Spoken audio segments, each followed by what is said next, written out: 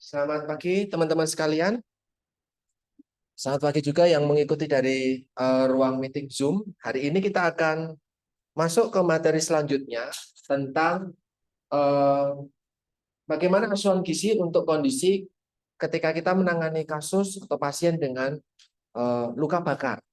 Ya, luka bakar nanti terdiri dari berbagai macam kausanya. Ada memang luka bakar karena termal, jadi memang karena suhu, gitu ya. Beberapa kasus yang paling sering dijumpai kemarin ketika kami di Sarjito adalah balita kesiram air panas, terus ibunya bawa air panas kepleset kena balitane waktu mau mandi, ya itu jadi air panas. Ya. Terus kasus yang sempat ditangani juga kemarin tersetrum, ya tersetrum, jadi bukan karena panas tapi karena listrik. Kemudian ada juga, walaupun saya belum pernah menangani, tetapi ada juga luka bakar karena mungkin kimia. Oh, kena aki, air aki itu ya. Terus kemudian zat-zat kimia yang lain dan radiasi. Itu saya pribadi belum pernah menangani pasien yang luka bakar dari kausa seperti itu. Paling banyak memang karena termal, kena api atau kena air panas, atau karena kalau tidak kena itu kena air, maaf, kena listrik. Gitu ya. Nah, ada beberapa hal yang di kombustio ini teman-teman perlu pahami betul. Kenapa kita memberikan dukungan gizi yang mungkin pendekatannya agak sedikit berbeda dan kita perlu memahami case per case-nya nanti gitu ya. Nah, silahkan file sudah saya berikan ke teman-teman sekalian. Cukup kecil kalau kita lihat dari slide, tetapi silahkan bisa dilihat masing-masing. Saya mau menjelaskan ini terkait dengan kenapa orang yang mengalami luka bakar ini dia konteksnya jika tidak ditangani dengan baik, pasien tersebut bisa mengancam nyawa. Maka tadi saya sampaikan, terkadang kasus luka bakar ini di beberapa rumah sakit itu masuk ke perawatan bedah, dan nanti bedahnya juga global gitu ya. Bedah plastik juga bisa, ataupun juga masuk ke bangsal kritis karena memang membutuhkan perawatan yang intensif dan monitoring yang lebih intensif dibandingkan rawat inap yang lainnya. Nah, saya coba jelaskan ya.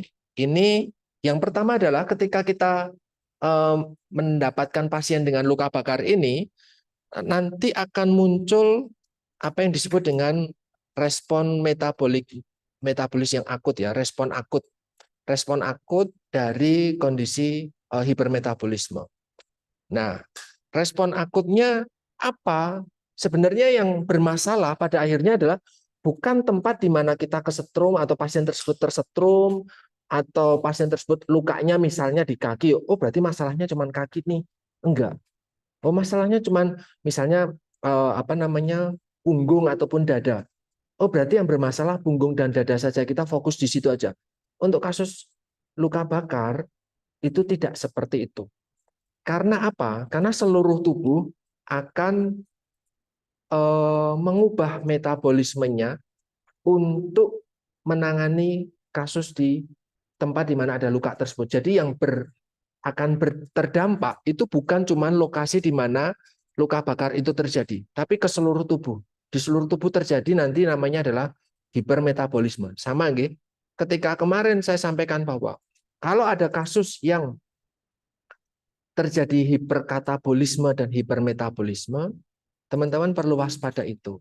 Karena risikonya adalah paling gampang malnutrisi. Paling tidak gampang, ya mengancam nyawa. Oke, itu yang paling mengerikannya seperti itu.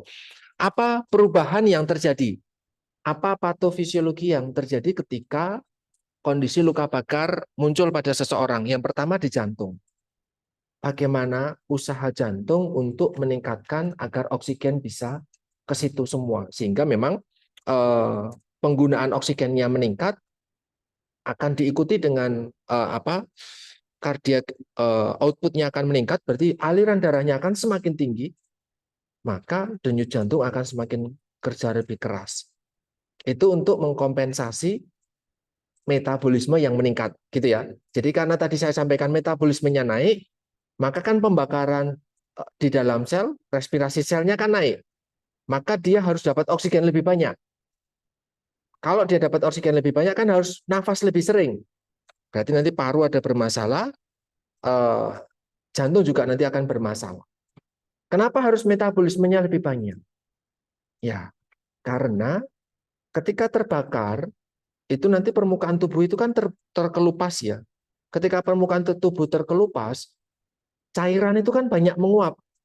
Ya kan? Cairannya banyak menguap karena ikut terbakar, penguapan cairan keluar, terus kemudian evaporasinya meningkat, kemudian apa namanya ada kehilangan banyak protein, apa namanya kulit kita, di bawah kulit kita itu semuanya kan isinya banyak lemak dan protein. Ketika itu terbakar karena kena air panas, kena knalpot tapi satu knalpot gitu ya, jadi panjang gitu, ini kan kebakar ya. Atau kena kausa yang lain itu nanti akan meningkatkan metabolisme. Nah, kemudian selain itu ada namanya respon inflamasi akut. Respon inflamasi akut ini nanti oleh tubuh, mediator-mediatornya muncul di dalam serum seperti ini. Ada namanya katekolamin, itu hormon untuk respon stres. Ketika katekolaminnya naik, nanti tensinya naik. Ketika tensinya naik, maka semua biomarker itu akan naik yang mengarah membuktikan bahwa di situ sedang ada inflamasi. Satu. Di situ butuh katabolisme besar karena butuh energi besar berarti itu kan enggak ketika luka bakar langsung dapat makanan ekstra kan enggak. Mau nggak mau memanfaatkan apa yang ada di dalam tubuhnya dia toh. Nah, sehingga banyak terjadi pemecahan di situ. Nah, ini jalurnya teman-teman nggih. Ketika hipermetabolisme sama hiperkatabolisme, in case seseorang tersebut belum makan, kan nggak sempat luka bakar, yuk, saya tak makan, saya baru ke rumah sakit, kan nggak sempat ya. Nah, yang saya mau tanyakan, bisa nggak kalian jawab? Kenapa orang yang hipermetabolisme dan hiperkatabolisme tadi, di respon akut inflamasi tadi seperti luka bakar, kritis, nanti ya ada kritis ya kita di degenerative illness, itu muncul berupa hiperglikemi. Padahal dia belum makan. Tapi kok bisa hiperglikemi? Nah, ada yang bisa menjawab? Saya sepertinya belum menulis di slide ini. Dan sepertinya juga belum menyampaikan kemarin. Kalau nggak salah saya belum menyampaikan. Yuk, apa? Bisa jawab ini +2 UTS-nya. Giveaway. Kalau dulu saya di kampus, dapatnya uang gitu ya. Tapi karena saya adalah dosen yang butuh uang, saya cuma bisa memberikan ilmu. Ayo, anyone can answer. Kenapa seseorang yang mengalami catabolic illness, hipermetabolisme, respon pertama adalah hiperglikemi, padahal dia nggak makan. Dia sedang nggak makan. Tapi kok bisa hiperglikemi? Glukosa darahnya bisa sangat tinggi. Wah, ini diabetes nih. Kita pikirannya kayak gitu nih. Kalau kalau berpikirnya kacamata kuda, wah hiperglikemi nih. Glukosa darahnya tinggi. Wah, ini pasti diabetes nih orangnya. Bapak ada diabetes? Enggak. Hah, berarti sekarang ada Pak. Nah, ada Mbak Francisca? Mungkin kalau ada yaitu kenapa bisa tinggi karena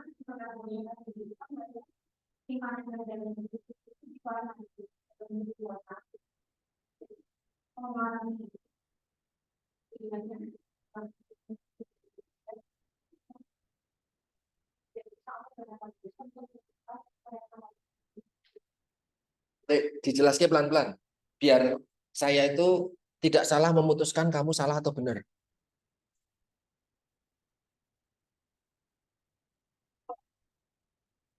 Karena itu memang karena ada di kata-kata itu kan konteksnya dari komunitas itu menjadi jalan gitu.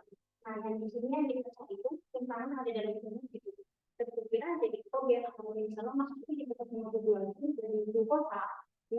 dari simpanan itu dipecah dimasuk ke dalam darah lagi, dari dalam darah itu bisa masuk ke sel-sel lain, jadi sel-selnya itu bisa bekerja ya jadi untuk mereparasi sebenarnya ini sama simpanan berbeda.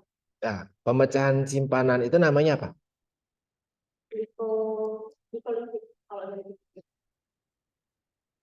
Tapi kalau dari simpanan selain glikogen, Oke, good ones. Nanti ingetin saya. Jadi, ketika terjadi, maka tadi saya kasih clue ya, karena selama ini saya desperate. Karena nilainya nggak keluar-keluar kalian. Bonus nilai dari saya nggak keluar-keluar. Saya jawab bikin pertanyaan nggak keluar-keluar. Gitu ya. Saya kasih clue tadi. Hipermetabolisme. Karena kebutuhannya meningkat untuk respon apa namanya tadi? Respon inflamasi akut. Para sitokin ataupun biomarker respon inflamasi akut itu semuanya meningkat ini. Di sini ada insulinnya meningkat. Kalian bisa lihat biasanya insulin sama glukagon ki beda kerjaannya. Dia antitesis ya. Antidot. Beda. Glukagon menurun pasti insulinnya diturunkan. Ya, tapi kalau pada kondisi-kondisi seperti ini sitokinnya naik, berarti kan respon inflamasi itu di situ. Sitokin itu nanti pentingnya apa? Kalau pada kondisi yang bisa terkontrol dengan baik, risiko infeksi itu bisa ditangani. Ketika luka terbuka, luka bakar dan yang lain, itu kan barrier fisik, contohnya kulit itu kan nggak ada lagi. Sehingga mudah sekali infeksi dari apapun yang mungkin tersentuh oleh pasien yang luka terbuka tadi, ya toh? Maka sitokinnya naik, respon inflamasinya naik. Nah, sitokinnya naik, ada juga hormon-hormon stres, ada glukokortikoid, katekolamin, itu hormon stres. Ya, kemudian ini yang lucu, glukagon sama insulinnya juga ikut naik. Kenapa? Karena kalau nunggu dikasih makan atau nunggu dapat intake, mungkin belum dapat. Glikogen ada, glikogen hepar ada, tapi cuma 200-300. Sedikit. Maka dibutuhkan glukosa ekstra dari non karbohidrat, cadangan non karbohidrat, datang dari asam lemak, datang dari protein atau otot, yang itu dipecah namanya gluconeogenesis. Genesis itu pembentukan, neo itu non, gluko, berarti pembentukan glukosa dari non karbohidrat. Nanti ada 4 kelompok. Nah, endingnya adalah karbohidrat, ya toh, glukosa toh. Lemaknya dipecah jadi glukosa, ototnya dipecah, proteinnya dipecah jadi glukosa, glikogen dipecah juga jadi glukosa. Walaupun nggak makan, akan hiperglikemik berarti. Betul ya, bisa dipahami ya. Maka di dalam darah akan menumpuk glukosa-glukosa yang siap untuk dipakai. Maka dari itu insulinnya juga naik. Glukagonnya naik untuk pemecahan glikogen, ya toh? Insulinnya juga naik untuk bisa membawa itu ke dalam sel. Biar bisa dipakai juga. Nah, maka bisa nggak kita memanfaatkan momen tersebut juga untuk mendukung. Jangan sampai hiperkatabolisme, hipermetabolisme ini berlangsung panjang. Kalau dia berlangsung panjang, risikonya orang tersebut akan malnutrisi karena cadangan tubuhnya kepakai semua, dipecah semua. Gitu ya. Ini untuk semua kasus yang hipermetabolisme, hiperkatabolisme, penyakit kritis, critical illness, luka bakar, mungkin juga pembedahan, infeksi kronis itu juga konteksnya sama.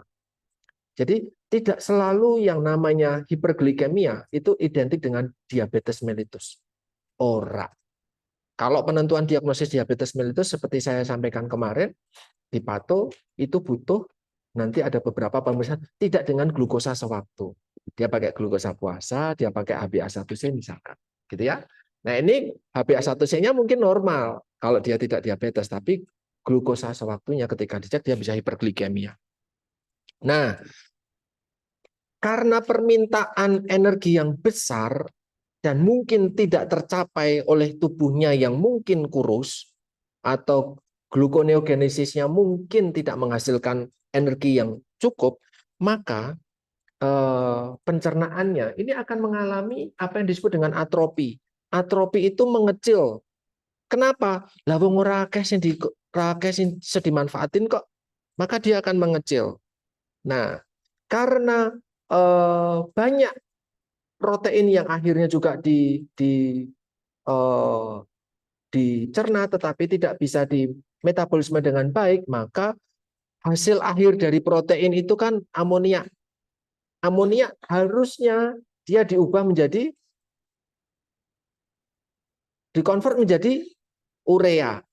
Orang yang normal urea ya keluar lewat urin. Itu yang bikin urin kalian tidak begitu menyenangkan untuk dihirup ketika terlalu banyak mengonsumsi protein, ya kan? Nah, tapi untuk kondisi-kondisi tertentu di mana tadi saya sampaikan hormon-hormon ini itu melibatkan semua organ-organ di dalam tubuh termasuk ginjal dan hepar, jantung, paru, kena semua organ mayor di dalam tubuh. Sehingga fungsinya juga tidak optimal. Protein yang dipecah menjadi amonia, amonianya tidak dimanfaatkan, tidak bisa diubah menjadi urea untuk dibuang, sehingga amonia di dalam darah tinggi. Nah, ini racun. Harusnya dia bisa dibuang. Amonia, tubuh tidak bisa mengkompensasi amonia. Munculnya nanti ensefalopati. Kemarin saya di infeksi hepar sudah ya. Kemudian ada glutamin sama translokasi bakteri. Dari mana translokasi bakteri? Dari usus yang atrofi tadi. Di usus kita itu kan bakterinya juga banyak. Tidak ikut berkabung ketika kita kena luka bakar. Dia malah pindah kemana-mana. Nah, ketika bakterinya ususnya mengecil karena ada atrofi, fili-fili ususnya mengecil, penyerapannya kan berarti jelek.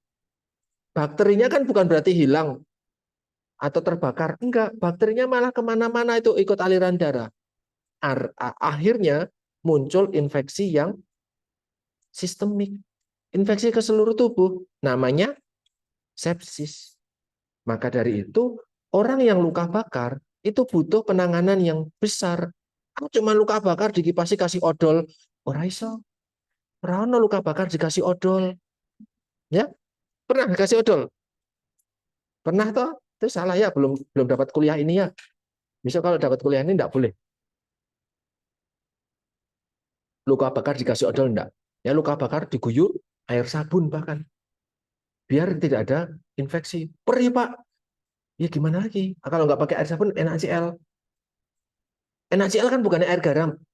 Iya, itu di labnya Mbak Reni. Tapi kalau NaCl itu dia larutan kayak infus seperti itu, teman-teman bisa sedia di rumah. Saya pribadi juga sedia. Jadi kalau ada apa-apa, kita jangan guyur pakai air keran atau apa, ya.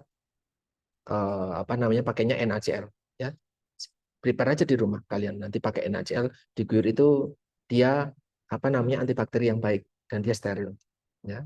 Awet kok itu NaCl. Punya. Nah, tapi nggak usah dipakai ya, itu cuma jaga-jaga ya, semoga nggak dipakai. Nah, saya tadi sampaikan teman-teman boleh lihat di slide bahwa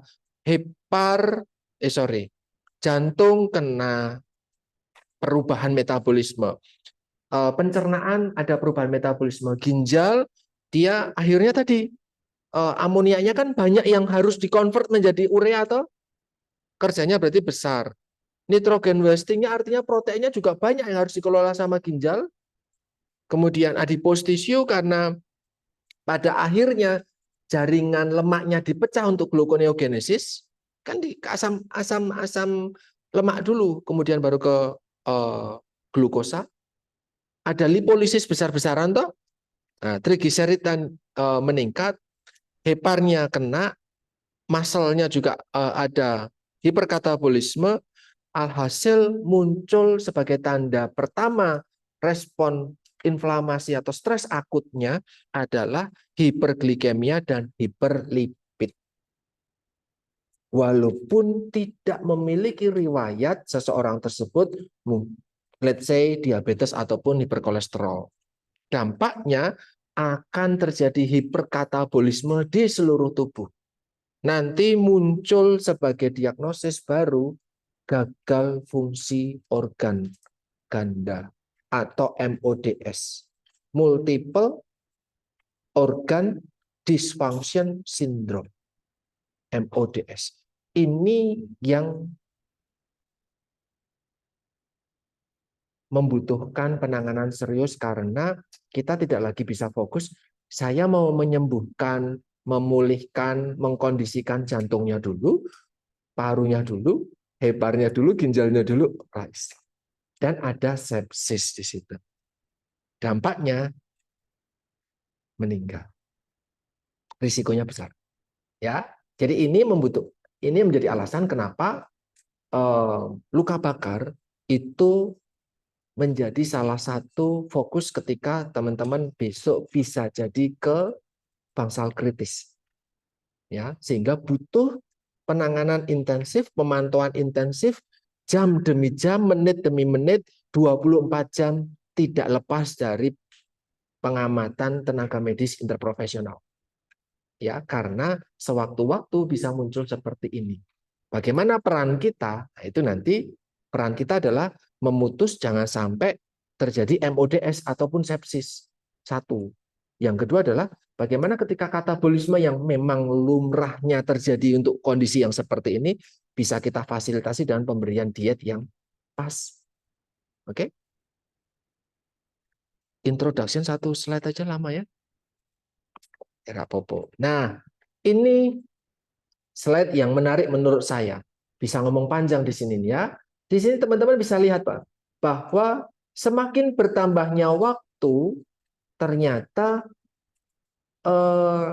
respon tubuh kita, itu nanti berkaitan sama yang tadi ya, respon tubuh kita itu tidak langsung berhenti ketika pasien tersebut sudah diizinkan pulang. Atau pasien tersebut sudah bisa sadar penuh. Atau pasien tersebut menurut pandangan kita, oh sudah terkontrol. Ora. Kenapa? Karena hipermetabolisme dan katabolismenya akan terus berjalan sampai bahkan mungkin 1 tahun ke depan. Beda sama seperti, oh kalian ada teman-teman yang mungkin pernah APP ya kamu ya? Appendicitis operasi. Nah, sudah sekian lama toh? Sudah lama ya wes. Sembuh, pulih. Tapi kalau luka bakar ora. Dia seperti kondisi yang memang pembedahan dalam mayor surgery besar, sehingga katabolismenya bisa jadi masih berlangsung walaupun seseorang tersebut sudah diizinkan pulang, walaupun seseorang tersebut mungkin sudah lama 1 minggu di ICU, belum tentu dia sudah menurun. Orang yang mengalami luka bakar, katabolismenya itu dia metabolisme dan tinggi berkatabolisme, dia masih berlangsung terus nih, walaupun luka bakarnya kejadian terpapar panas ataupun itu sudah selesai dan sudah tercover semuanya, kulitnya nampak sudah nutup, tapi kan di dalamnya kita nggak tahu cadangan-cadangan otot, lemak, glikogen, protein-protein yang kemarin dipecah kan belum balik semua. Jadi itu prosesnya masih berlangsung panjang. Artinya apa? Intensive care-nya mungkin medun, ya tidak lagi intensif, keluar dari bangsal ICU masuk ke bangsal biasa, gitu toh. Kalau bangsal biasa kan mungkin didatanginya beberapa waktu sekali, tapi kalau intensif itu kan diamati dari ujung ke ujung terus, nggak pernah stop. Ya itu bedanya ya, ICU sama bangsal biasa. Kalau ICU benar-benar intensif. Mungkin sudah lepas dari ICU, jadi sudah tidak lagi intensif. Tapi bukan berarti sudah pulih sepenuhnya. Orang tersebut bisa berisiko malnutrisi lagi, walaupun sudah pulang dari rumah sakit. Karena proses hipermetabolisme katabolismenya dia masih berjalan panjang. Dan tadi gagal fungsi organnya bisa jadi masih butuh perbaikan yang mungkin tidak bisa diikuti dengan hari. Mungkin dia bisa bulan dan minggu ke depan. Oke? Maka dari itu, dukungan untuk gizi ini tidak berhenti ketika pasien dirawat saja. Pos rawat inap, dia juga tetap membutuhkan pendampingan juga dari tenaga gizi. Gitu, oke? Nah, kita sekarang masuk ke penjelasannya. Nih, luka bakar itu ternyata menyebabkan severe trauma. luka yang parah. Dan ini akan menyebabkan responnya akan panjang bahkan dibandingkan luka-luka yang lain. Apa misalnya? Saya pernah kebetulan kemarin banyak di kasus yang kecelakaan, patah tulang gitu nggih. Terus kemudian sampai tulangnya bone loss, jadi tulangnya hilang, diganti pen gitu. Ya kok tabrakan lagi. Itu kasus saya kemarin, ketawa saya sama pasiennya, sama-sama ketawa karena baru 1 tahun kemarin operasi ORIF namanya, open fracture. Apa ORIF itu tindakan untuk memperbaiki ketika ada fraktur gitu ya, operasinya. Sudah dipasang pena, naik motor lagi nabrak ibu-ibu di pasar ya, masuk rumah sakit lagi gitu ya. Jadi sudah tahu Mas, ya saya tahun lalu saya pernah operasi serupa di sini, di ruangan ini juga gitu ya, dengan luka yang sama. Nah, gitu. Jadi apa namanya, ketika saya lihat hasil rongsennya juga tibianya sudah nggak ada. Jadi tulang keringnya sudah nggak ada. Dipotong tahun lalu. Mungkin remuk, nggak mungkin kalau dijahit siji-siji itu telaten. Nah, karena kecil-kecil sudah hilang, ya udah diganti pen. Lah kok ketabrakan pennya bengkok. Nah, jadi sakitnya seperti apa? Silakan tanya ke pasiennya, gitu ya. Tidak terbayangkan itu sakitnya seperti apa. Yang seperti itu pun ternyata respon metabolismenya sedikit lebih baik dibandingkan luka bakar. Karena kalau untuk kondisi seperti itu, ya hanya terpapar pada titik yang sama, titik yang itu aja. Gitu.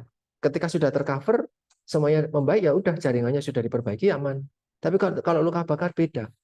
Ada katabolisme besar yang seluruh organ tubuh berkontribusi untuk mengkompensasi metabolisme yang mendadak tinggi itu tadi, gitu, nggih. Nah, di sini disampaikan bahwa pelepasan mediator inflamatori ini nanti sebenarnya juga berdampak karena sitokin tadi. Ketika sitokinnya meningkat, respon tubuh kita nggak mau makan. Itu yang jadi masalah. Jadi ketika sitokinnya tinggi, respon kita adalah anoreksia. Makanya kalau kalian lagi pilek, batuk, demam, makan yang banyak ya. Apakah kalian akan makan yang banyak? Tidak. Nanti, makanan rumah sakit nggak enak. Ya memang nggak enak. Pada lidah orang yang kena sakit inflamasi. Karena sitokinnya memblok semua jaringan saraf-saraf vagusnya, jadi nggak bisa berfungsi dengan baik. Sesuatu yang enak jadi nampak tidak enak. Baunya pun mendadak menyengat, nggak enak. Padahal aroma masakan di rumah sakit itu dimasak dengan sepenuh hati. Tetap pakai bumbu dan ini rasa kayak yopo tidak, tetap dimasak dengan baik. Itu jadi tantangan. Metabolismenya besar, katabolismenya besar, kebutuhan gizinya kan betul meningkat tuh, tapi tidak diikuti dengan selera makanan. Baru selera ya kita ngomong. Belum kalau luka bakarnya terdampak pada saluran pencernaan atas. Nah kalau luka bakar itu kan kayak ini, yang kena panas, ditempel sama sesama lilin dia tempel. Maka ketika luka bakar kita cek, yuk kita nggak ngecek sih ya, yang ngecek teman-teman perawat dan dokter. Apakah itu mengganggu pernafasan juga? Karena kalau luka bakarnya kena trachea atau kepala gitu, ya kan berisiko hidungnya nempel, tracheanya nempel, esopagusnya nempel, bisa makan, ya riset, bisa nafas, ya riset. Kalau ternyata tidak, maka pemberiannya kan bisa lewat oral. Ya mungkin nanti bisa dioptimalkan. Maka kita lihat dulu kasus luka bakarnya seperti itu. Oke, ada hipermetabolisme, ada katabolisme protein-protein di otot, tadi ada MODS ya, multi organ dysfunction syndrome, multiple organ dysfunction syndrome, ada resist. Insulinnya meningkat, tetapi terjadi resistensi insulin. Repot, Pak. Hiperinsulinemianya. ini gejala-gejala tinggi, harus hiperglikemia itu kapasitas masuk ke sel untuk pernapasan sel. Tapi kalau terjadi resistensi insulin, apakah glukosa yang bisa dimanfaatkan menjadi energi? Tidak. Ada insulin tapi resisten, tidak bisa mengikat apa namanya glukosa yang tinggi dan bisa ditangkap sama reseptor insulin bisa. Sehingga dia akan mengalami hiperglikemia yang panjang di dalam darah, nggak masuk dalam hiperglikemia yang berkelanjutan datang dalam apa yang muncul pada orang dengan diabetes. Dia hiperglikemia berkelanjutan. Luka nggak cepat sembuh padahal mayor ada luka yang sedang harus disembuhkan karena hiperglikemia luka bakarnya bisa langsung tutup susah. Ya, tantangannya banyak ya. Harusnya tubuh kebutuhannya, ceritanya kebutuhannya tidak air pecah semuanya. Tapi sayangnya ketika glukosanya semua dipecah, glikogenya dipecah, asam lemak ototnya dipecah, numpuk kan stok glukosanya. Harusnya kan dibawa ke sel dipakai kan gitu. Insulinnya kan sudah tersedia, peningkatan jumlah insulin. Sayangnya masih glukosanya ini beredar di seluruh tubuh nggak ada apa-apa ini. Dampak tadi ada risiko infeksi. Karena glukosa yang menginfeksi, meningkatkan risiko infeksi. Kemudian luka itu juga nggak terjadi. Malah jadi tadi permasalahan-permasalahan yang lain juga, gitu ya. Nah, infeksi maksudnya jadi common di sini. Nah, ini disampaikan semakin tinggi derajat luka bakar, semakin luas permukaan tubuh yang terpapar kausal luka bakar yang tadi, semakin besar energi yang dibutuhkan oleh orang tersebut. Sebenarnya energi, kita akan fokus ke yang lain, walaupun konteks di gizi, topik luka bakar adalah makronutrien, ya, sama beberapa makronutrien. Air itu kan zat gizi. Tapi kalau untuk konteks ini, cairan atau namanya resusitasi cairan, pengembalian cairan, itu nanti bukan karena kita. Itu totally lewat intravenous. Jadi lewat itu bukan ranah kita. Tapi kamu harus tahu balas cairan. Ya, berapa banyak itu kayak digelonggong orang dengan luka bakar itu kayak digelonggong, tapi bukan lewat apa diberi minum, bukan, tapi lewat. Kenapa? Banyak tadi ada beberapa gambar yang memberikan penjelasan. Ini permukaan kulit kita, jadi semakin grade luka bakarnya semakin tinggi, maka berdampaknya semakin dalam, gitu nggih. Kalau di slide ini akan lebih terjelas lagi. Kalian bisa lihat di sini. Oh, ini luka bakar cuman apa kesetrum baterai? Tidak, saya tidak. Oh, kena knalpot, cus gitu dong. Oh, kena apa namanya? Gosokan. Oh, kena puntung rokok. Kan gosok rokok. Mungkin tidak sampai lapisan permukaan kulit yang lebih dalam. Semakin dalam, semakin banyak jaringan lemak yang akan terbakar, hilang. Semakin banyak penguapannya, semakin banyak protein yang hilang, semakin banyak cairan yang hilang. Jadi derajatnya akan semakin membutuhkan perawatan yang lebih baik lagi dibandingkan jika dia jadi grade 1. Nah, misalnya seperti ini, ya, luka bakarnya sampai seperti ini, ya tentu itu cuma diperban-perban aja. Oh, lalu kata orang ini walaupun terbuka kayak gini, ini risiko infeksinya besar. Di sini penguapannya lebih banyak nih, airnya banyak keluar.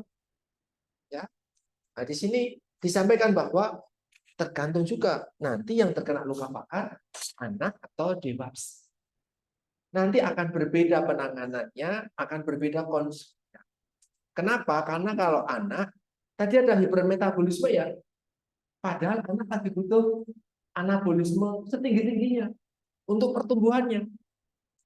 Nah, bagaimana mau menyimpan wong yang masuk dipakai semua, bahkan cadangannya dipakai semua, lah kok masih sempat-sempatnya nabung? Ya nggak mungkin, Pak. Maka orang dengan, apalagi anak kecil yang mengalami luka bakar, dia memiliki risiko malnutrisinya lebih besar daripada orang dewasa. Dampaknya lebih serius nih pada anak-anak, gitu ya.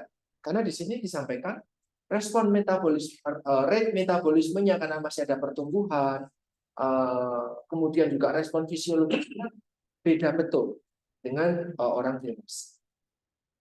Ini yang pertama kali dipikirkan adalah minum dalam artian resusitasi cairan, tidak minum per oral. Ya, saya menyampaikan bukan minum per oral ya, tetapi resusitasi cairan. Dalam 1 sampai 24 1 sampai 2 hari pertama, 48 jam pertama itu harus ada yang namanya resusitasi cairan, pengembalian status cairan hidrasinya. Kenapa?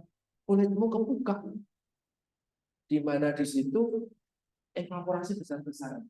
Kamu nggak ngapa-ngapain aja di luar kemarin, apalagi luka, apalagi kulitnya nggak ada bariernya sama sekali, maka terpapar sama luar. Nah, kebutuhan cairan untuk luka bakar kita pakai formula Paklen formula itu 4 ml. Ya, 4 ml per kilogram berat badan per persen luka bakarnya. Bagaimana mengetahui persen luka bakar? Ini bukan kompetensi teman-teman. Tapi setiap luka bakar nanti dokter dan perawat itu pasti menentukan itu. Jadi just to know aja. Walaupun bukan ranah kalian, jangan cuek. Karena itu nanti akan mempengaruhi seberapa besar sih kebutuhan gizinya. Ya, ini di sini ada Paklen formula 2-4 ml, dan ini kasusnya orang dewasa, anak, bayi. Ya, semuanya bisa punya kasus luka bakar. Di Sarjito kemarin 4-6 pasien kalau saya tidak salah. 4-nya bayi, 2-nya orang dewasa. Kasusnya nanti teman-teman bisa lihat ya, ada tampilan yang saya sampaikan ke kalian, kalian bisa lihat kronologisnya bagaimana. Tapi yang saya dewasa saja. Kalau bayi 1 bulan kemarin, bayi 1 bulan, ya, itu nanti dietnya kan nggak dikasih makanan, ya ASI sama resusitasi cairan. Jadi saya kurang tahu sarjana bisa masuk ke situ atau tidak. Ya kayaknya itu critical illness yang membutuhkan nutrition. Jadi saya tidak berikan yang balita dan bayi untuk pemaparan khusus, ya pakainya orang dewasa. Nah, di sini disampaikan nanti misalnya kebutuhan cairannya sampai 5 liter misalnya. Maka separuh dari 5 liter itu diberikan dalam 8 jam pertama. Maaf. 8 jam pertama. 5.000 itu untuk kebutuhan 1 hari ya. Misalnya ya. 2,5 itu untuk 8 jam pertama. 2,5 nanti untuk 16 jam berikutnya. Artinya apa? Benar-benar kayak digelonggong toh. 2,5 liter. Itu airnya Cynthia aja cuma 1,5 liter. Itu berarti dua botol itu. Nah, kalau sehari berarti 5 botol itu. Kalian bisa bayangkan itu baru 1 hari. Padahal orang dirawat untuk luka bakar dia bisa sampai berhari-hari. Pasien anak waktu itu ya sampai saya sebelum masuk sampai saya sudah selesai itu masih ada 3 bulan, 2 bulan, 3 bulan dia dirawat. Nah benar-benar harus difokuskan untuk bisa kembali lagi nanti ke rumah dalam kondisi yang baik.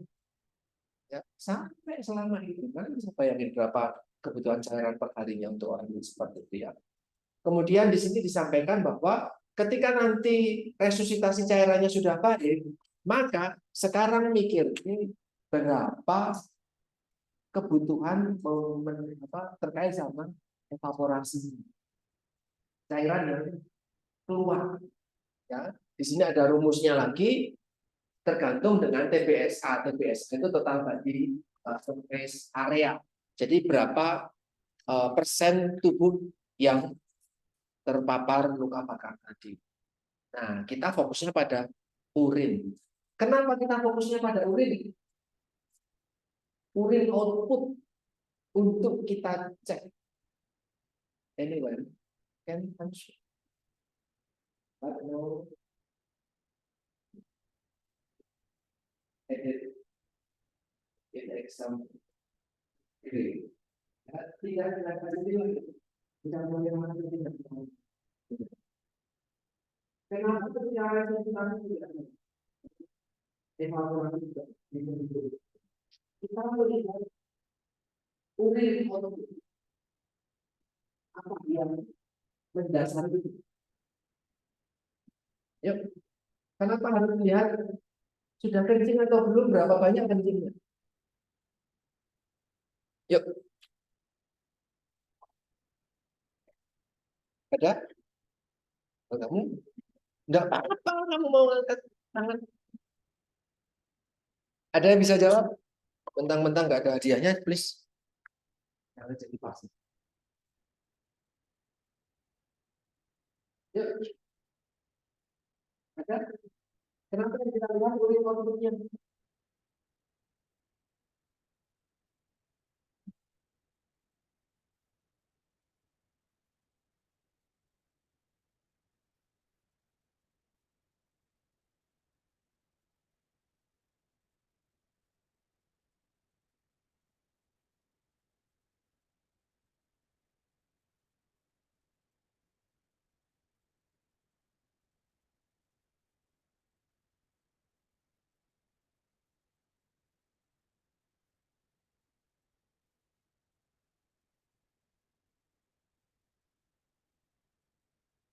Ada?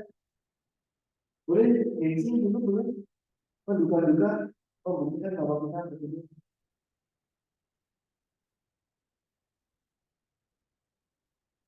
Dengan mata kuat, jadi kalau melihat nggak begini, saya nggak pada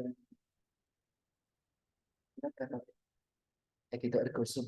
Yuk, ada? Nggak apa-apa, coba. Dari situlah saya nanti bisa memberikan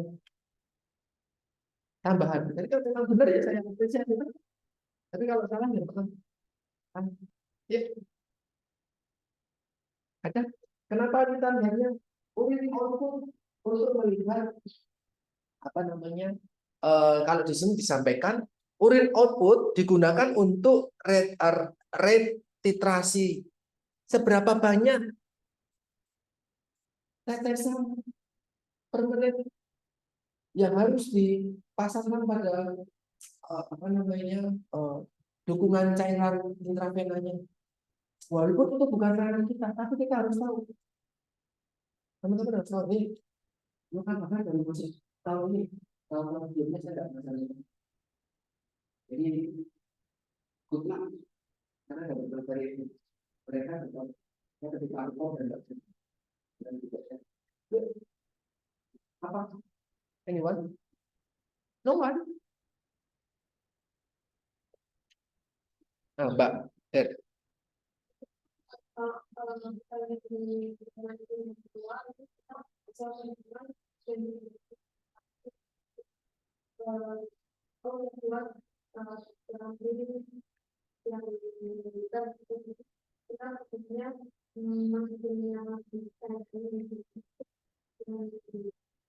kamu fokus pada sekian banyak cairan yang harus dibutuhkan gitu toh? Ada lagi selain itu?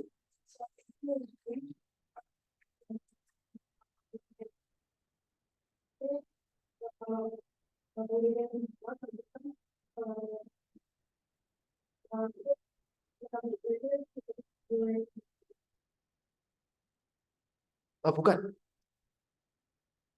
Ada lagi, dicoba lagi. Bukan itu, Mbak Ben. Kalau yang pertama oke lah untuk menentukan kebutuhannya juga, tapi Kenapa harus dicek urin outputnya, Mbak Widya?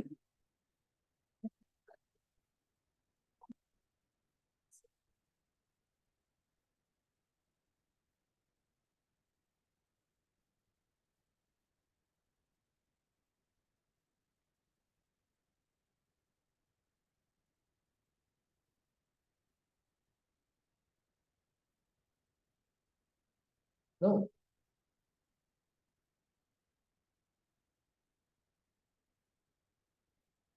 Kenapa urin harus dicek? Saya bacakan ya.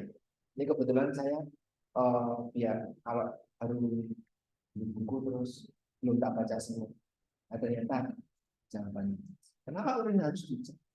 Kalau misalnya buka-buka, itu enggak jawaban yang mungkin benar. Nah, saya sampaikan tadi terkait sama kebutuhan. Ya, kita lihat apa yang namanya balance cairan, keseimbangan cairan. Kalau urinnya tidak keluar, apa yang maksudnya? Padahal inputnya banyak. Artinya gimana, Mas?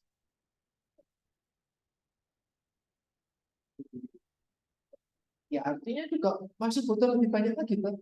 Ya, di sini disampaikan ya, pemantauan kecukupan resusitasi cairan dilakukan dengan memantau produksi urin. Targetnya urin itu untuk dewasa 30 sampai 50 ml per jam.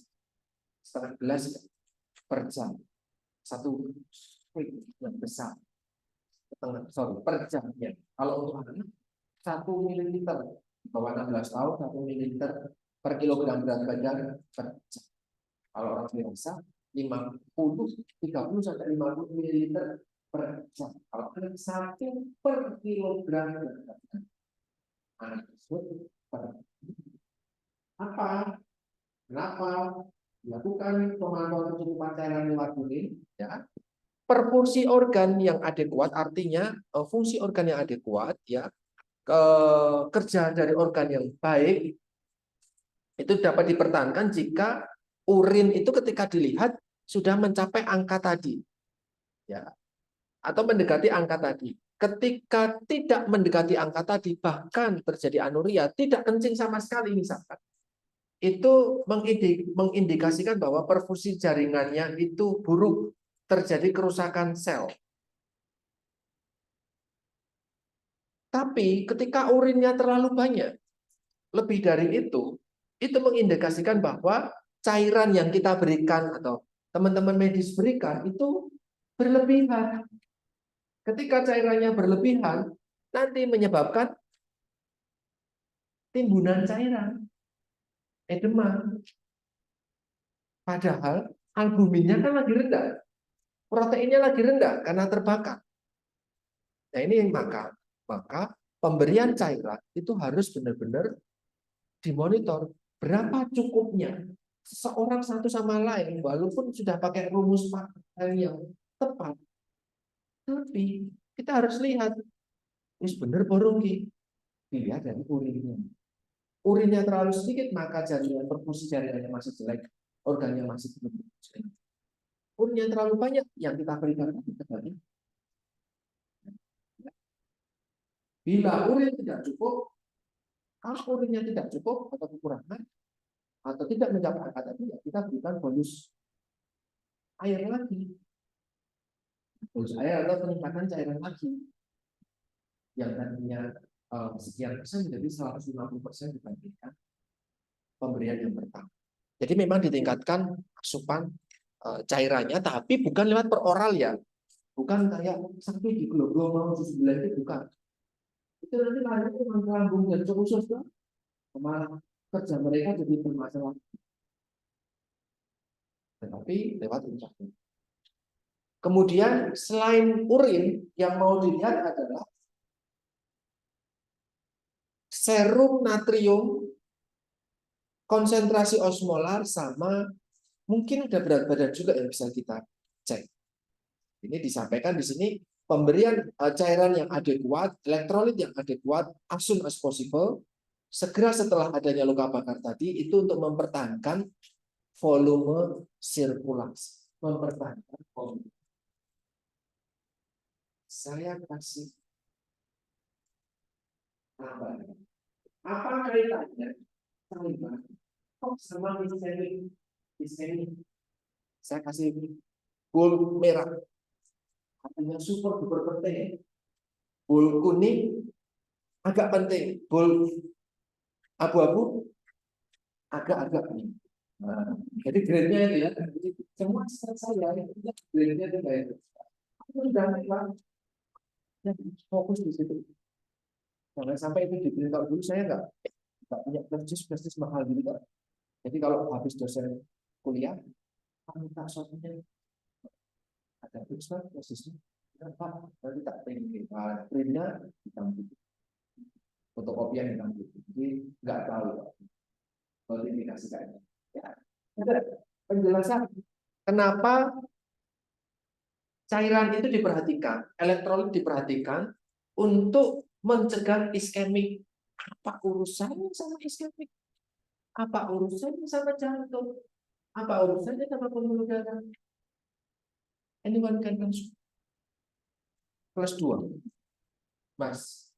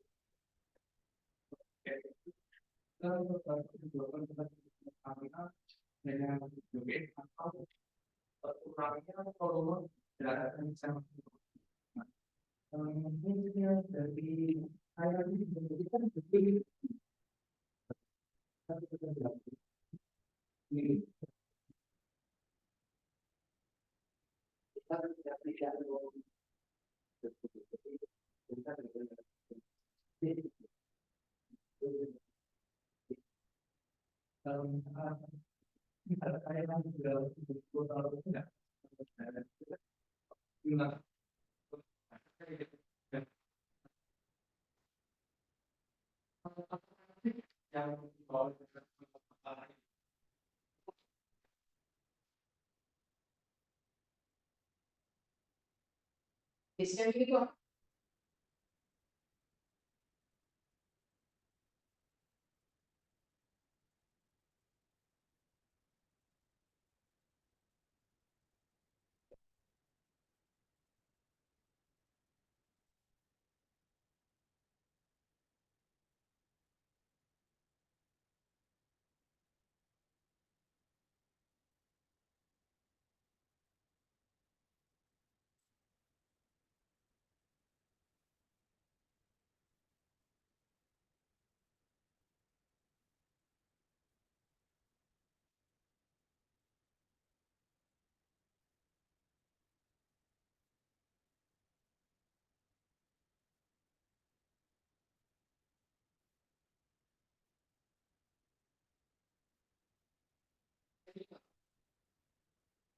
Ini, Mbak.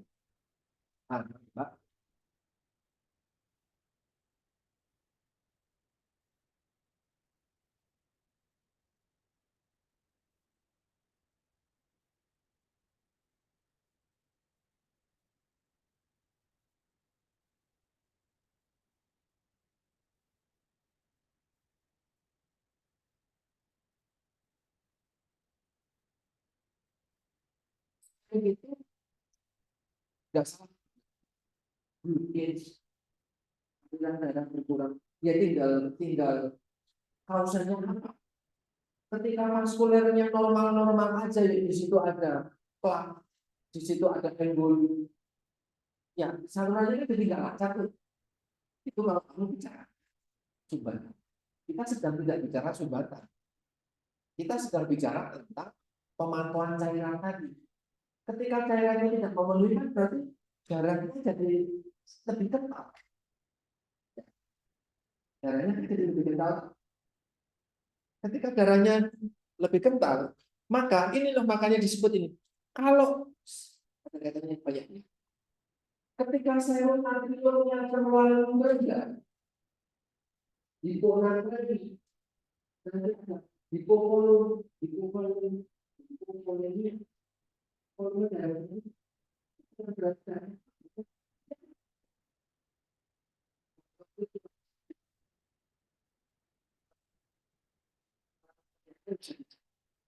osmolaritas konsentrasinya, itu nanti darahnya jadi tidak bisa mengalir dengan baik.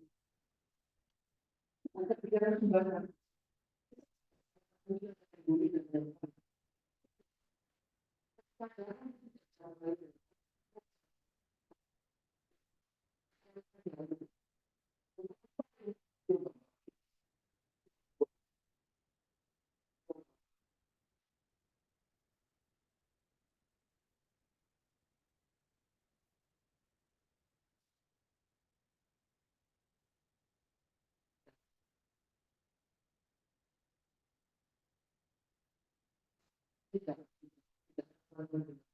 Scan ini jadi gagal fungsi karena semuanya tidak berfungsi. Padahal kita ada dalam polisi bisa bilang, maksudnya banyak belajarnya banyak pembersihannya. Sehingga menyediakan cairan sama elektrolit itu jadi hal yang pertama kali dilakukan. Even nggak makan dulu, cairannya dulu gitu kan. Slide ini bicara cairan dulu. Lalu setelah cairan dibahas, kita bahas soal kok saya dibaca dulu kasusnya. Ya. Kita nanti bahas baru dietnya. Cairan dulu diperhatikan. Oke, ini tidak ada rekayasa sama sekali. Kalian bisa lihat, tapi maaf ya kecil. Hasil laboratorium. Nah ini sebentar. Saya nggak screenshot. Oh, saya nggak men-screenshot ceritanya kasusnya pasien ini. Nah ini karena terlalu panjang. Pasien ini ceritanya lagi benerin listrik di rumahnya.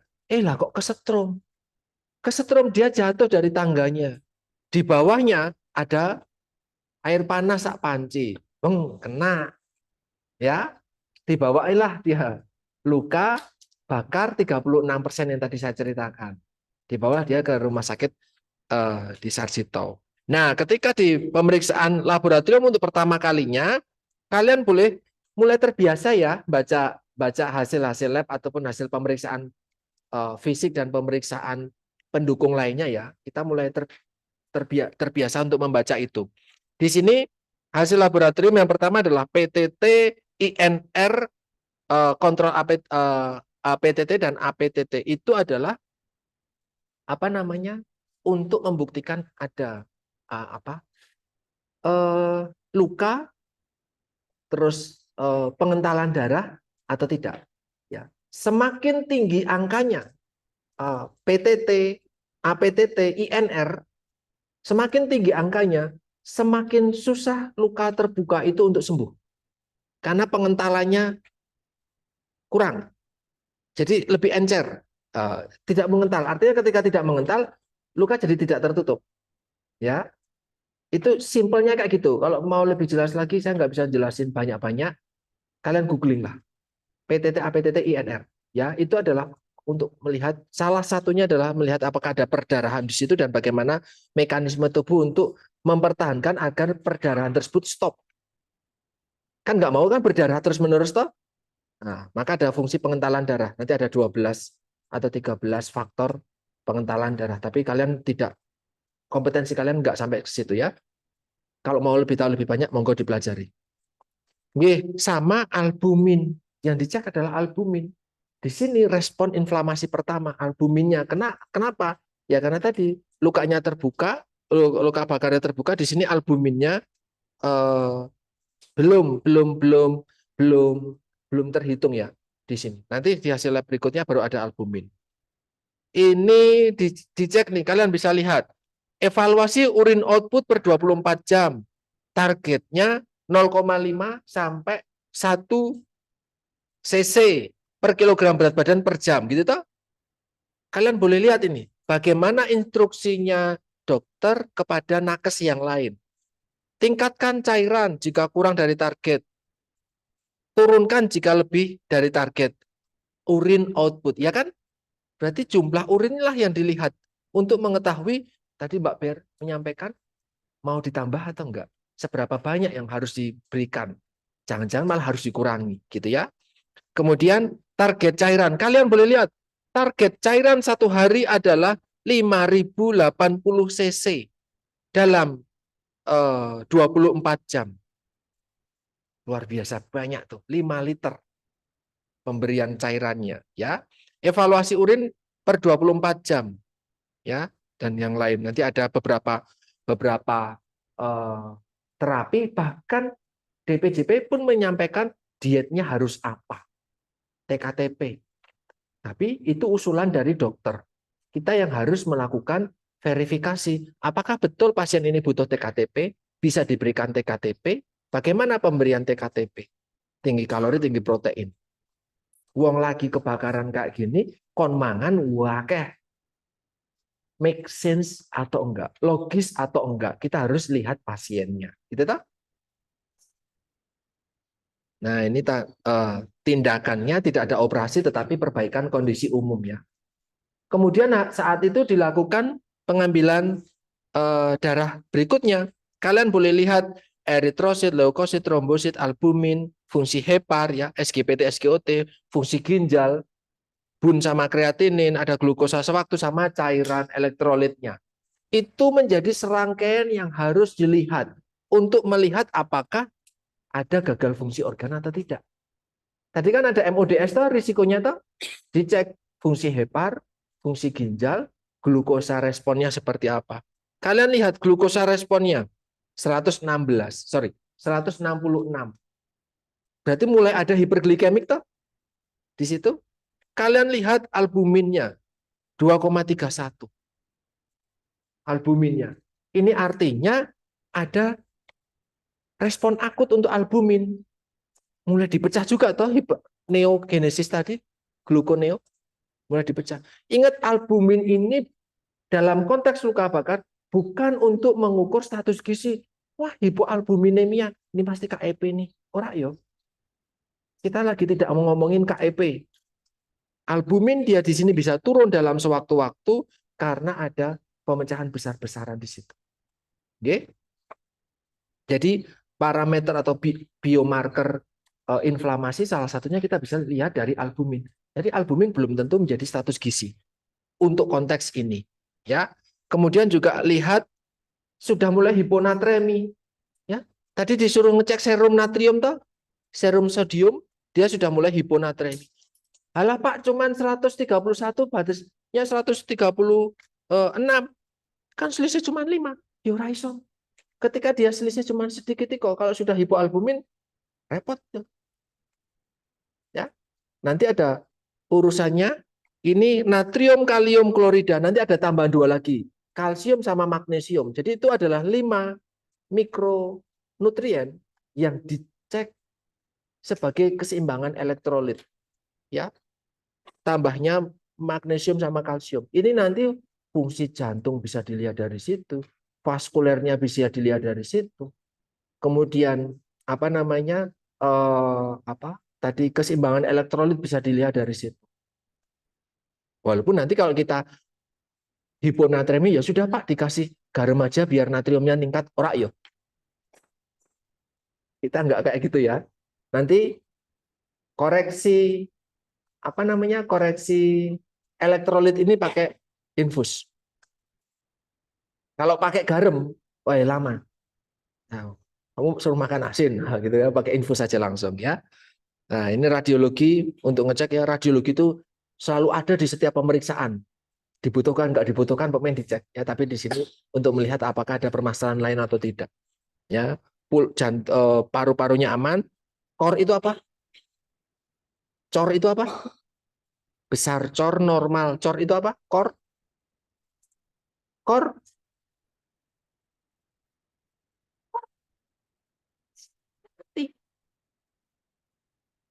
Core. Enggak perlu. Ya Allah Gusti, kuliah neng di gue. Dulu SD-nya di mana sih? Nah, core itu jantung.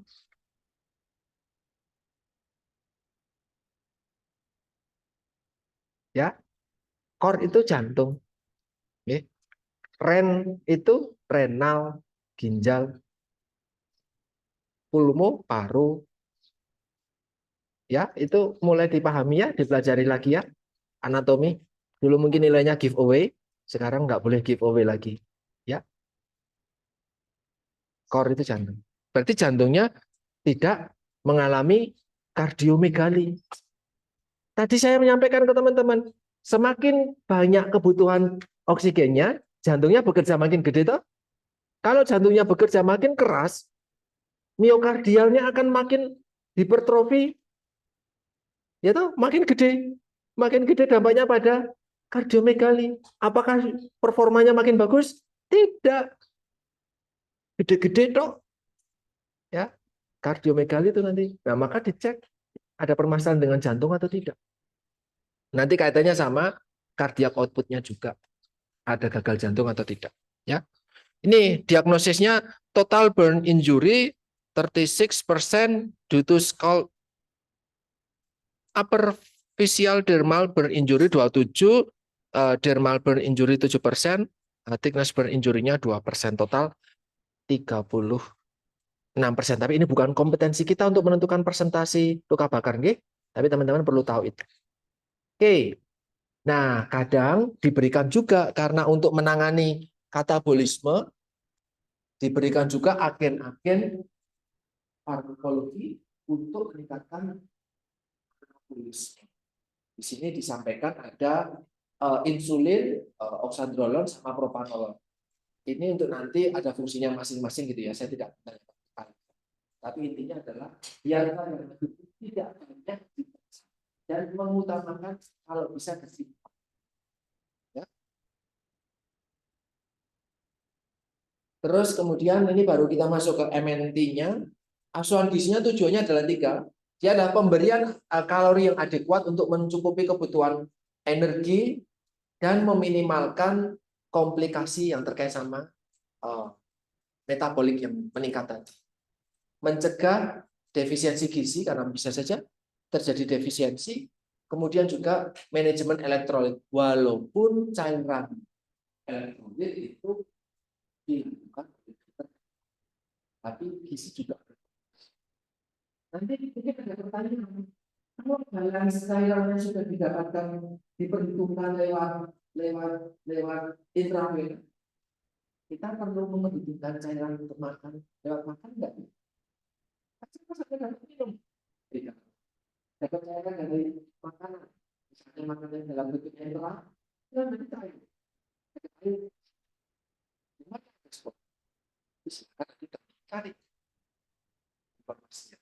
Oke. Kalau perhitungan cairannya kan sudah dilihat sama urin output. Nah, bagaimana dengan makanannya? Sebabnya teman-teman perlu berani ngomong sama dokter. Terkait apa? Terkait ini. Inisiasi enteral nutrisi itu mendukung, bisa membantu untuk menangani hipermetabolisme dan menurunkan katabolisme protein. Enteral itu base-nya cair. Base-nya ada air. Padahal kebutuhan air, cairan, maaf, itu sudah diperhitungkan betul sama Pak Pen tadi. Nah, kalau kita memberikan enteral, sampaikan berapa sisi enteral yang kita berikan. Berapa sisi air yang kita berikan lewat enteral tersebut. Kalau berupa enteral, maka sampaikan, dok, saya sudah memberikan enteral. Kok kamu masih enteral? Bukan per orang, ini yang kita kasih sendiri. Kalau memberikan enteral ini sudah sekian sisi itu. 6 kali 200 misalnya. Atau 6 kali 150 dulu misalnya. Kalau 6 kali 250. Ini 1 liter 1,3. 1 kali 1,5. 250 kali makan 1,5. 1.500. Saya itu sekian. Boleh tidak penyesuaian jumlah cairan itu sudah ada. Mungkin dari 5.000 itu ya apa dia tidak tahu cairan karena kita mau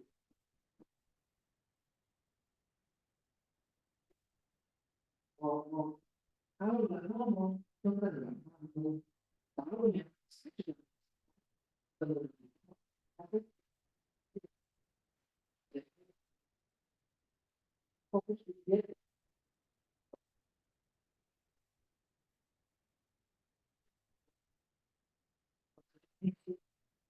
buat ngomong sama kita.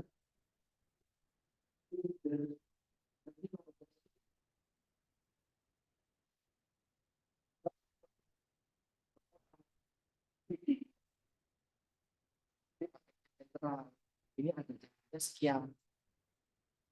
Boleh nggak bisa membaca instruksi perlu dikurangi atau tidak? Oh, betul.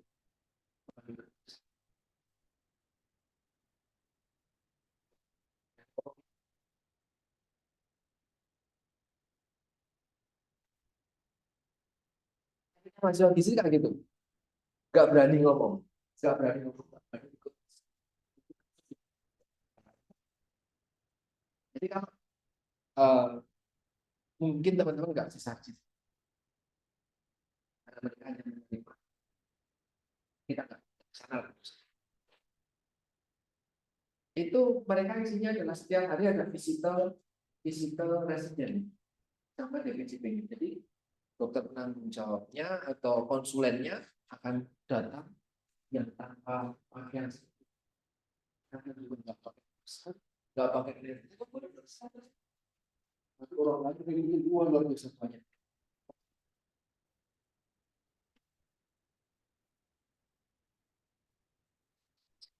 Nah, duduk, kursinya sudah disiapin liftnya.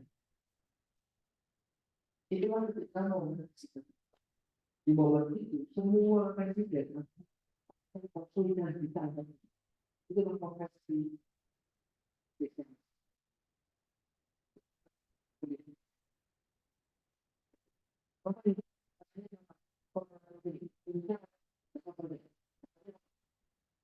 sangat itu mahasiswa gizi bukan kosong itu pasien saya nih dah di luar aja nunggu, jangan kan kamu nggak dapat materi itu tadi di kelas nimbrung aja.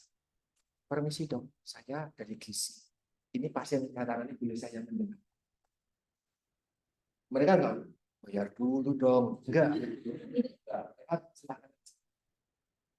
nih. So, gabung, saya mengajak teman-teman untuk gabung kategori. Saya pun kemarin mengajak teman-teman yang dari Poltekkes dan UGM untuk berani ikut visitor. Jadi ketika visitor pasiennya, walaupun itu bukan pasien yang ditangani, kan nanti teman-teman cuma dapat satu pasien untuk mendalam. Laporan mendalam itu diikuti sampai beliau pulang atau maaf beliau meninggal. Selama teman-teman 2 minggu di rumah sakit, ikuti itu pasien itu. Kalau pasiennya ini itu pasienmu, dokter di situ kan ini kesempatan buat belajar banyak. Karena selama ini catatannya cuma ada di rekam medis. Dokter temukan dan langsung apa? Di rekam medis disampaikan. Ya mending kalau pakai rekam medis elektronik bisa dibaca. Nah kalau rekam medis yang masih manual, ini apa sih? Duh, buka catatan zaman pramuka. Tidak sampai. Ya, nggak bisa. Maka datang sambil minimal dengerin biar patungnya kalian dapat, biar fisiologinya kalian bisa dapat pada kasus minimal. Lah kok pasien yang lain ya kalau mau ikut lagi enggak. Tapi kalau biasanya kalau nanti dapat dipakai HP, beberapa kondisi satu pasien kan satu ruangan, dan satu ruangan juga. Ya kalian mau ikut semua pasien itu kalau misalnya kan kasusnya di ICU pasien satu bangsal, satu ruangan bisa berdua atau bertiga pasien, kalian bisa belajar dari situ. Oke? Ya, belajar ya nanti ya. Nah, teman-teman ini yang tadi saya sampaikan di awal bahwa respon BMR, basal metabolisme basal, orang luka bakar kan nggak kemana-mana tuh, nggak jalan-jalan, nggak sempat olahraga juga kan, nggak sempat aktivitas banyak-banyak. Maka fokus BMR. Kalau kalian lihat, ketika kasus luka bakar, BMR-nya itu akan lebih tinggi meningkatnya dibandingkan aneka macam trauma yang lain. Dan lebih panjang masa peningkatannya. Itu sebabnya ketika pemenuhan energi pada orang yang luka bakar, itu bisa double dibandingkan kondisi normal tanpa luka bakar. Satu. Yang kedua, pemberian fokus peningkatan energinya bisa lebih panjang. Yang tadi saya sampaikan, walaupun pasien sudah pulang, kita tetap memperhitungkan kebutuhan gizi itu tetap tinggi. TKTP-nya masih tetap tinggi. Karena meningkat sampai 180% BMR-nya. Ya. Ada kasus-kasus luka bakar. Nah, ini perhitungan kebutuhan energinya sebenarnya ada banyak ya. Bisa pakai modified Harris Benedict, tetapi ternyata ada begitu banyak kelemahan modifier Harris Benedict. Kalian bisa menggunakan kalau luka bakar pakai formula Toronto.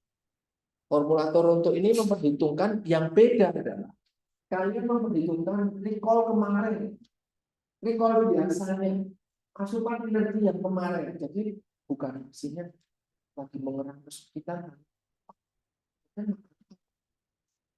ngomong sama keluarganya. Kalau memang bisa sama keluarganya. Ya, di sini memperhitungkan kalori intake dalam 24 jam terakhir kan berarti harus di-recall dalam 24 jam. Terus memperhitungkan perhitungan Harris Benedict yang BMR. BMR-nya Harris Benedict tanpa FAFS, ya. Tanpa dikalikan faktor stres, tanpa dikalikan faktor aktivitas. Ya, di sini Harris Benedict doang. Terus berapa suhunya ketika diukur dan berapa lama rawat inap yang ketika kamu kunjungi dari datang dia kasusnya tadi. Ini formula Toronto cukup panjang dan mungkin baru pertama kalian lihat, betul? Ya, enggak apa-apa. Selama ini mungkin belajarnya Maybelline dan Harris Benedict, nambah satu lagi. Nanti kalau kondisi-kondisi lain nanti akan ada formula-formula lain. Ya, ini untuk dewasa. Untuk anak sesuai jenis kelamin dan sesuai usia, nanti menggunakan rumus Scoville. Ya, ini tidak usah kalian hafalkan, diingat aja. Ya, catat, ingat ya. Scoville, jadi beda ya. Ada Toronto, ada Scoville. Hukum sampai menghitung kebutuhan energi kayaknya enggak sih. Tapi mungkin reason kenapa pemberian ini, kenapa pemberian itu mungkin muncul alasannya. Kemudian proteinnya tinggi ya untuk mengkompensasi adanya luka, terus kemudian kehilangan karena urin tadi ada di urin. Kemudian ada gluconeogenesis, ada penyembuhan luka tadi, maaf. Sampai 2 gram, bahkan literatur ada yang bilang sampai 2,5 gram, itu gede banget ya. 2,5 gram. Kemudian fokus di arginin sama glutamin karena asam amino ini ada hubungannya sama pembentukan kolagen yang baru. Kolagennya hilang karena kena panas. Sama proliferasi sel dan pembelahan sel, jadi ada pembentukan jaringan yang baru. 2 asam amino ini. Dan tadi saya sampaikan albumin sama prealbumin itu untuk fase akut, bukan untuk status gizi. Maka di sini albumin yang dicek itu bukan untuk menentukan seseorang tersebut malnutrisi atau bukan, tetapi untuk menentukan respon akutnya. Itu terus kemudian mikronutriennya sebenarnya banyak ya. Maaf ya di sini kacamatanya jelek, jadi bulus gitu. Vitamin A, B, C, D, A, D, E, K, dan E, B, C itu semuanya sebenarnya dibutuhkan. Tetapi kalau dilihat dari fungsinya, vitamin C sedikit lebih perlu perhatian, ya. Dan kemudian juga elektrolit, ya tadi saya sampaikan ngecek serum natrium, serum kalium itu perlu diperhatikan ketika ada cairan. Ya ini ada beberapa hal bisa dibaca itu. Terus kemudian ini yang ketika butuh protein banyak, bisa makan dengan cukup? Selalu bisa terpenuhi lewat makanan yang diberikan? Tidak. Mungkin energinya terpenuhi, tapi proteinnya tidak. Ini teman-teman yang nggak salah juga. Untuk dokter tadi, kasus tadi pemberian tinggi kalori, tinggi protein. Standar diet TKTP pada rumah sakit itu kalorinya itu ada yang 2.500, sama 2.700. Kan gede gitu.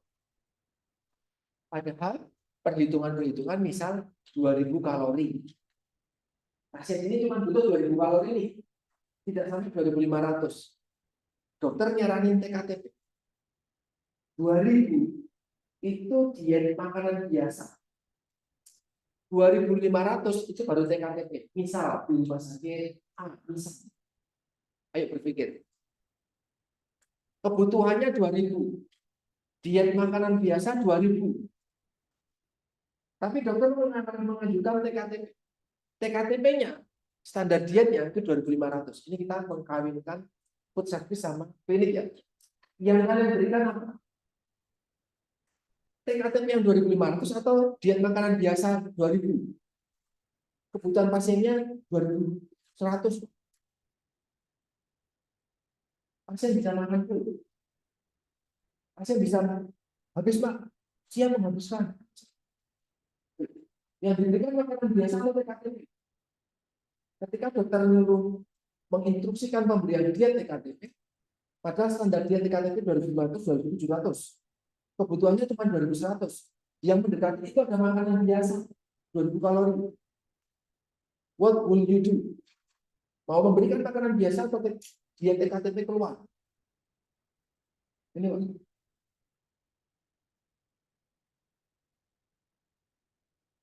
Ya, iki sesuk tenan nih.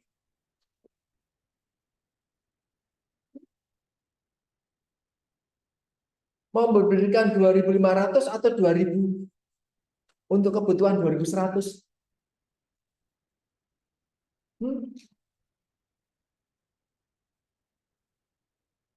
Ada? Miss,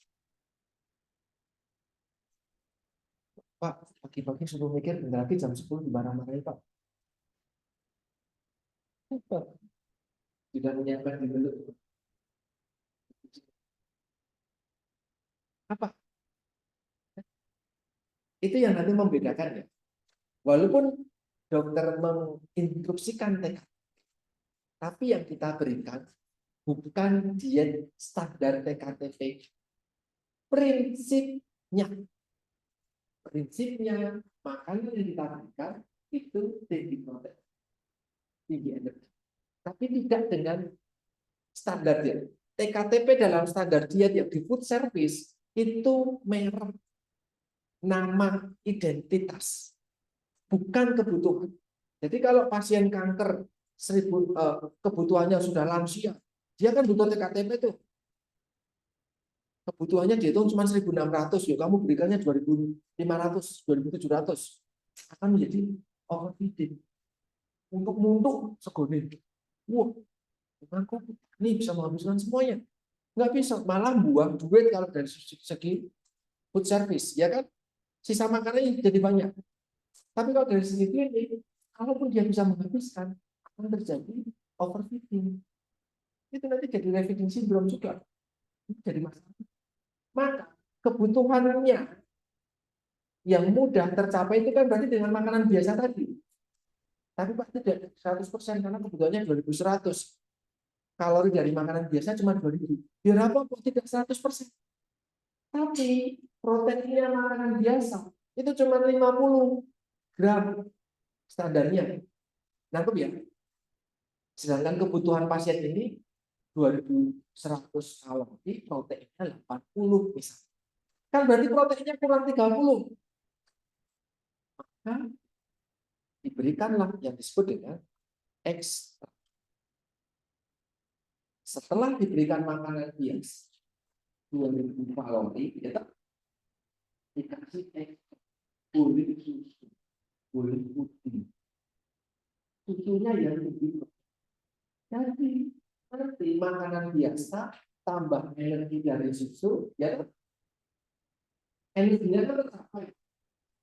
Proteinnya yang tadinya 50 dan protein dari susu. Nah, ya. Jadi bukan pemberian biaya TKP, artinya apa? Tidak selalu ketika anjuran TKP itu wujudnya diberikan program standar TKP. Oke, itu kan Pak, food service sama milik nggak bisa. Kalau kita bicara pahami standar diet rumah sakit. Dan setiap rumah sakit beda. Nah, ini kemudian dicarikan bahwa diinformasikan bahwa enteral feeding bisa diberikan pada orang-orang yang luka bakar, tetapi kalau memang tidak bisa enteral feeding ya parenteral tidak apa. Gitu ya. In case dia tidak bisa makan lewat oral. Di sini disampaikan prinsipnya adalah high kalori, high protein.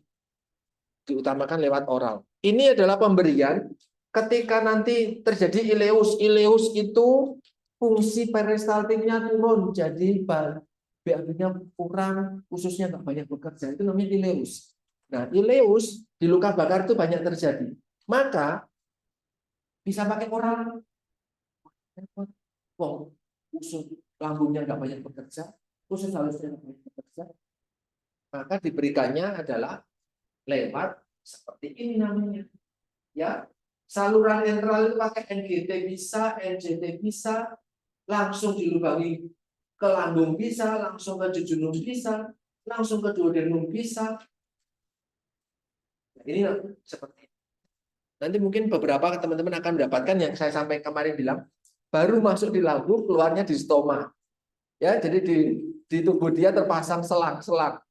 Satu buat makan, satu buat keluar. Tidak lagi lewat mulut. Ya, jadi bahkan mungkin kencingnya pakai kateter atau bahkan mungkin anuria nggak kencing sama sekali.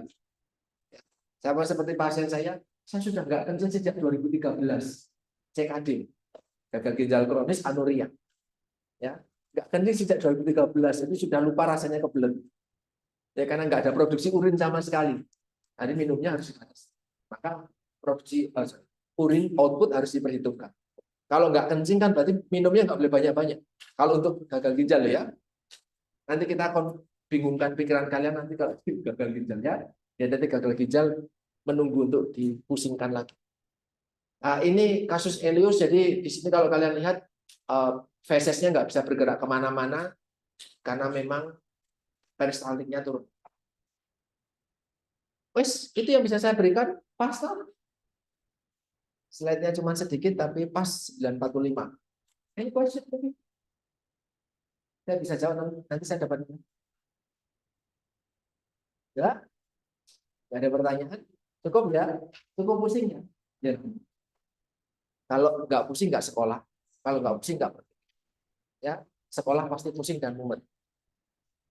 Saya seperti kemarin akhirnya saya Pak, karena laporannya banyak akhirnya betul nggak sakit tapi wah sakit. Baru pertama kali dalam sejarah hidup saya minum obat sakit kepala. Istri saya sampai bingung. Kok minum obat sakit kepala? Oh, itu karena utangnya banyak. Tapi utang apa? Banyak banget ya. Tapi ke depan semoga ketika nanti kalian lulus gitu ya 2026 saya hanya bisa berdoa ya, tapi kalau ada yang lulus 2026 ya 25 ya harapannya bisa 25 atau nanti semoga setelah tidak lama setelah kalian akan lulus atau lulus kami bisa bikin dietitian. Nanti dari dietitian yang kami buat bentuk penugasan mereka belajar dan semoga bisa kawinkan dari Poltekkes. Kami berempat sedang kuliah di Poltekkes juga. Enaknya dan positifnya dari dua institusi semoga kita. Gitu oke, teman-teman sekalian. Terima kasih, semoga bisa memberikan input yang baik buat kita semuanya. Selamat siang.